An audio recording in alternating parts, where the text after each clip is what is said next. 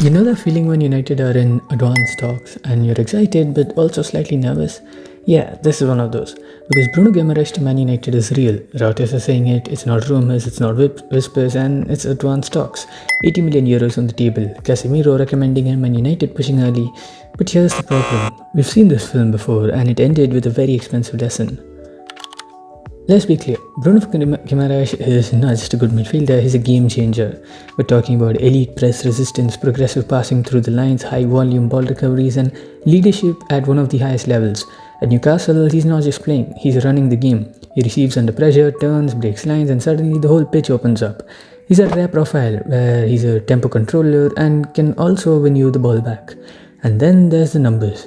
Goals from midfield, assists, final third impact. He's not just controlling games, he's deciding them, and mentally, he's a captain of a top Premier League side, Champions League experience, and has big personality. This is a player who walks into Old Trafford and demands standards. Now let's talk about the real question. How does he fit with Kobbie Mainoo? Because that's the future of United's midfield. Mainoo is silky, he's composed, he's effortless in tight spaces, but he's still developing physically and defensively.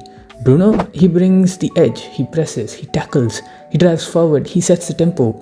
So suddenly you've got Mainoo who gives you control and Guimarães who gives you control plus intensity. And that's the difference compared to someone like Tonali. Tonali brings chaos and energy. Bruno brings chaos and control with bite. He can sit deeper, dictate play and still step up to win the duels. That balance, that's what elite midfields are built on.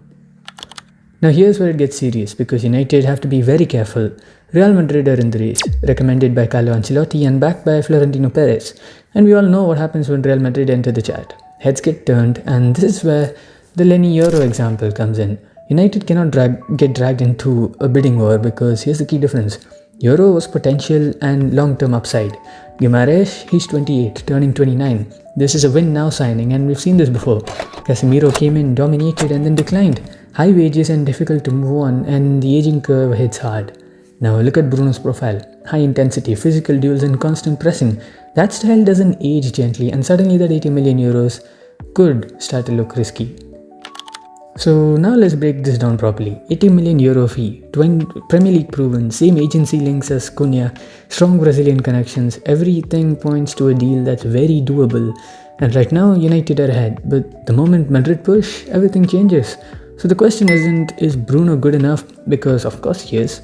The question is this the right deal at the right price? Because if United overpay or overcommit on wages and enter a bidding war, then this stops being smart recruitment and becomes long-term problem.